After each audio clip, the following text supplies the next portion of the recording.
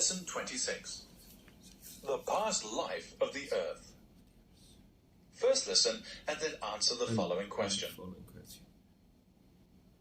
What is the main condition for the preservation of the remains of any living creature? It is animals and plants which lived in or near water whose remains are most likely to be preserved. For one of the necessary conditions of preservation is quick burial, and it is only in the seas and rivers, and sometimes lakes, where mud and silt have been continuously deposited, that bodies and the like can be rapidly covered over and preserved. But even in the most favorable circumstances, only a small fraction of the creatures that die are preserved in this way before decay sets in, or, even more likely, before scavengers eat them. After all living creatures live by feeding on something else, whether it be plant or animal, dead or alive, and it is only by chance that such a fate is avoided.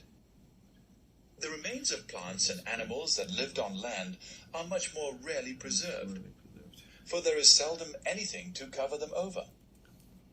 When you think of the innumerable birds that one sees flying about, not to mention the equally numerous small animals like field mice and voles, which you do not see, it is very rarely that one comes across a dead body, except, of course, on the roads. They decompose and are quickly destroyed by the weather, or eaten by some other creature.